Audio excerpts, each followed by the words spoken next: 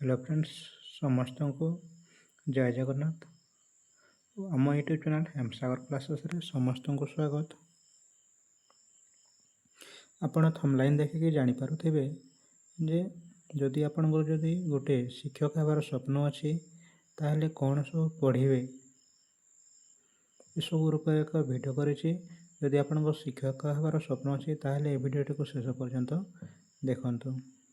ए video करिवार माने अछि मत बहुत जन स्टूडेंट मेसेज करके पचारुले जेहेतु सीटी पे मु प्रिपरेशन करुच्ची तो से पचारुले सर सीटी पाइला परे केमती टीचर हेबा आ कौन पढ़ेवा एमती सब क्वेश्चन पचारुले मु से सब उत्तर देली।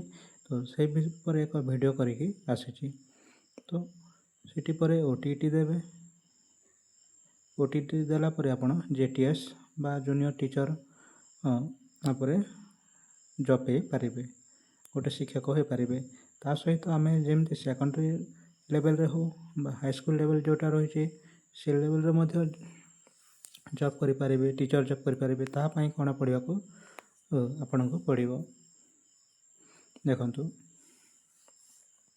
आम जदि टीचर हबार अच्छी तो दुईटी एंट्रांस आम सब दे था गोटे कौन सीटी एंट्रांस आ गोटे है बीएड एंट्रांस। यदि सीटी रे क्वालिफाई कले कौन है जदि आपण ए सीटी रे जदि क्वालिफाई कले सीटी पर आपण ओटीटी देवाक पड़ो।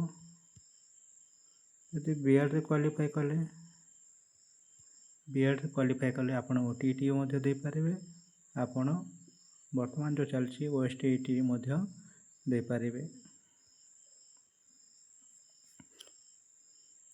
जद्वारा कि बीएड पर आपण हाई स्कूल टीचर हो पारे आ सीटी पर प्राइमरी टीचर हो पारे आ अपर प्राइमरी टीचर हो पारे।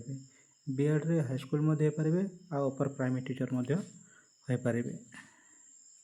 केमती से सब उपरे आमे डिस्कस करबा हला।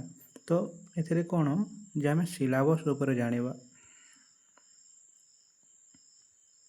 सिलेबसटा कौन। तो प्रत्येक सिलेबस समान रहा पे मैंने पचारे जदि आम सीटी पर ओटीटी एग्जाम देवा से सिलेबस कौन अलग अच्छे कि कहते तो सिलेबसटा किसी अलग ना 70% सिलेबस सब मैच कर कि 30% सिलेबस टी अलग टी रुणी रहा कौन आउ देखिले आमर जदि सब्जेक्ट को जीवा आर्ट्स पिला 70 ରୁ 80% सिलेबस सामान रोचे सेपरी साइंस पिला 70 ରୁ 80% सिलेबस सामान रोचे सबुतरे जदि आपण जीवे एठारे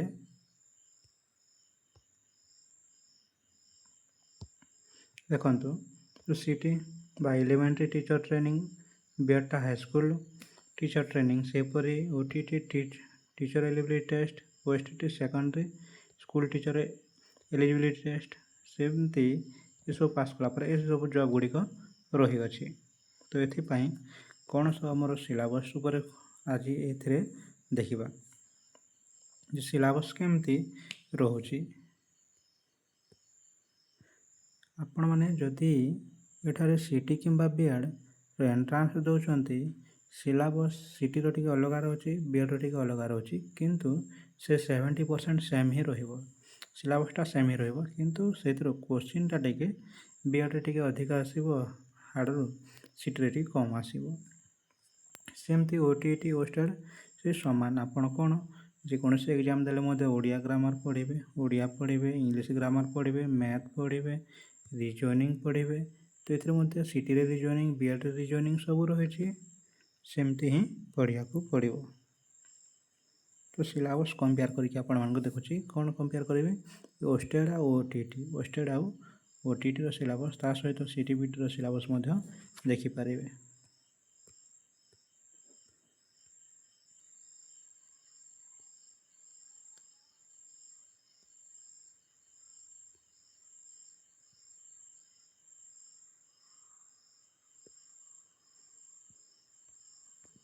तो देखो ये जो ओस्टेड सिलेबसटा रही ओस्टेड कौन आपण ओडिया पढ़े इंग्लिश ग्रामर पढ़े कहते इंग्लिश बुक रो किसी आसो कि नहीं सब ग्रामर विभाग क्वेश्चन आसो सेमती बोथ रे आसो साइंस पिलांकर आसो आर्ट्स पिलांकर आसो सेमती ଏ ଆର୍ଟ୍ସ ପିଲାମାନଙ୍କର ସେଇ ଓଡ଼ିଆ ଇଂଲିଶ ଆସିବ, ତା ସହିତ ହିଷ୍ଟ୍ରି ପଲିଟିକାଲ ଜିଓଗ୍ରାଫି ଆସିବ ସମାନ। ଯଦି ଆପଣ OTET ଦେଲେ ବି ସେ ହିଷ୍ଟ୍ରି ପଲିଟିକାଲ ଜିଓଗ୍ରାଫି ପଢ଼ିବେ, ଇଂଲିଶ ଓଡ଼ିଆ ପଢ଼ିବେ। ଆପଣ ସେ CT ଦେଲେ ବି ସେ ହିଷ୍ଟ୍ରି ପଲିଟି ଇଂଲିଶ ଓଡ଼ିଆ ପଢ଼ିବେ, ବୁଝିଲେ। ତ ସେମିତି ଯେଉଁ ସାଇନ୍ସ ପିଲାମାନେ ଅଛନ୍ତି ସେମାନେ କ'ଣ ଏସବୁ ପଢ଼ିବେ, mathematics, physics, chemistry, botany, geology ଏସବୁ ଉପରେ ସେମାନେ ମଧ୍ୟ ପଢ଼ିବେ। ତ ସେଥିରୁ ମଧ୍ୟ ଏକ୍ଜାମ୍ ଦେବେ ସେ ସମାନ। ଯଦି ସେମାନେ B.Ed ଏଣ୍ଟ୍ରାନ୍ସ ଦେଉଛନ୍ତି ଏଥିରୁ କ୍ୱେଶ୍ଚିନ୍ ଆସିବ। ଆର୍ଟ୍ସ ପିଲାମାନେ ଯଦି B.Ed ଏଣ୍ଟ୍ରାନ୍ସ ଦେଉଛନ୍ତି ଏଥିରୁ କ୍ୱେଶ୍ଚିନ୍ ଆସିବ। ସେମାନଙ୍କର ଟପିକ୍ଟା ସମାନ, କିନ୍ତୁ ଆମେ କ୍ୱେଶ୍ଚିନ୍ଟା ସେ ଟିକେ ଅଲଗା ଲେଭେଲ୍ରେ ଆସିବ, କିନ୍ତୁ ଆମର ସିଲାବସ୍ଟା ସବୁ ସମାନ ହିଁ ଆସୁଛି। ସେଥିପାଇଁ କ'ଣ କରିବା, ଆମେ MCQ ଯଦି ତା ଉପରେ ପ୍ରାକ୍ଟିସ୍ କରିବା, ସେଇ ଲେଭେଲ୍ର MCQ ଯଦି ପ୍ରାକ୍ଟିସ୍ କରିବା ତ କରିପାରିବା। ଦେଖିଲେ ସବୁ ସମାନ ହିଁ ରହୁଛି। ଆଉ କ'ଣ ରହିଲା, ଆଉ ଗୋଟେ ରହିଲା ଟୋଟାଲ୍ ସମସ୍ତଙ୍କର ପାଇଁ ଯେ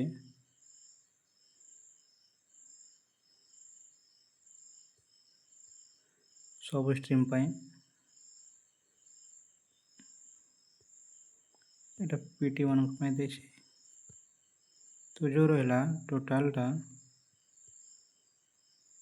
50 ମାର୍କଟା ଆର୍ଟ୍ସ, ସାଇନ୍ସ, PT, ହିନ୍ଦୀ ସବୁ ଟିଚର ମାନେ କ'ଣ ସେ ଚାଇଲ୍ଡ ଡେଭଲପମେଣ୍ଟ ଉପରେ ପଢ଼ିବେ।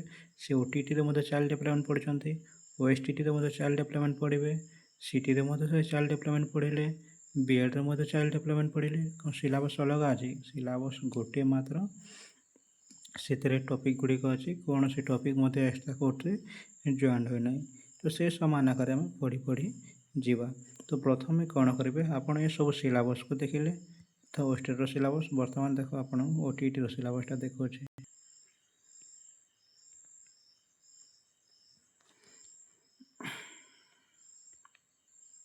ଏଠି ଦେଖନ୍ତୁ କ'ଣ, ଯେଉଁ ପିଲାମାନେ CT ପରେ OTET ଦେବେ, ପେପର୍ 1 ଦେବେ, ସେ କ'ଣ ଦେବେ, ସେ ଚାଇଲ୍ଡ ଡେଭଲପମେଣ୍ଟ CT ଏଣ୍ଟ୍ରାନ୍ସ ଦେଲା ସମୟରେ ମଧ୍ୟ ପଢ଼ିଲେ, OTET ଦେଲା ମଧ୍ୟ ପଢ଼ିବେ। ସେ ଓଡ଼ିଆଟା ପଢ଼ିଛନ୍ତି, ଏଠାରେ ଓଡ଼ିଆ ଗ୍ରାମାର ପଢ଼ିଛନ୍ତି, ଇଂଲିଶ ପଢ଼ିଛନ୍ତି, ସେଠାରେ କମ୍ ମାର୍କଲା, ଏଠି 30 ମାର୍କ ଟିକେ ଅଧିକ କ୍ୱେଶ୍ଚିନ୍ ଆହୁରି ଆସିବ। ତା ସହିତ ମ୍ୟାଥମେଟିକ୍ସ ପଢ଼ିଛନ୍ତି ଆଉ ଏନଭାରମେଣ୍ଟାଲ ସାଇନ୍ସ।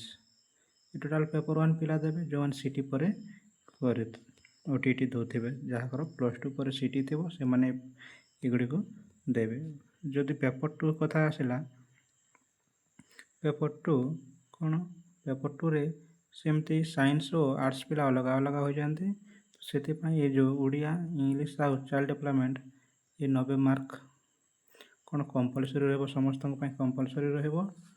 ତା ସହିତ ଯେଉଁ ଆହୁରି 60 ମାର୍କ ରହିଲା, ସେ 60 ମାର୍କ ଗୁଡ଼ା କ'ଣ ସେଇ ସମାନ। ଆପଣ ସୋସିଆଲ ସାଇନ୍ସ, ଆର୍ଟ୍ସ ପିଲାମାନେ social science, history, political, geography ପଢ଼ିକି 60 ମାର୍କ ଏକ୍ଜାମ୍ ଦେବେ। ସେଥିରୁ ମଧ୍ୟ ଆସୁଛି ପେଡ଼ାଗୋଜି, ତା ସହିତ କଣ୍ଟେଣ୍ଟରୁ। ସେମିତି ସାଇନ୍ସ ପିଲାମାନଙ୍କର ମଧ୍ୟ 60 ମାର୍କ ଅଛି, ସେ ମଧ୍ୟ କଣ୍ଟେଣ୍ଟରୁ ଆସିବ ଆଉ ପେଡ଼ାଗୋଜିରେ କ୍ୱେଶ୍ଚିନ୍ ଆସିବ। ତ ଏମିତି ସମାନ ହିଁ ରହିଥାଏ ସିଲାବସ୍, ହେଲା।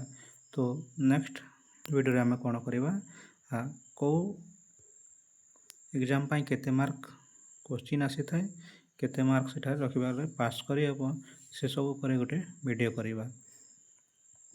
ତ ଆଗକୁ ଦେଖ କ'ଣ ଅଛି, ଯଦି ଆପଣ ସେ ଟିଚର୍ ହେବାର ସ୍ୱପ୍ନ ଅଛି, ସେସବୁକୁ ଆପଣ କ୍ଲିୟର୍ କରିବାକୁ ପଡ଼ିବ। ତା ସହିତ ଯଦି ଆପଣଙ୍କ ଲକ୍ଷ୍ୟ ଯଦି ଜଣେ ସଫଳ ଶିକ୍ଷକ ହେବାର ଅଛି, ତେବେ ଆଜିଠାରୁ କ'ଣ କରନ୍ତୁ, ଯେ କମନ୍ ସିଲାବସ୍ଟାର କହିଲି, ସିଲାବସ୍ ଗୋଟେ ଓଡ଼ିଆଟାକୁ ସାରିବେ।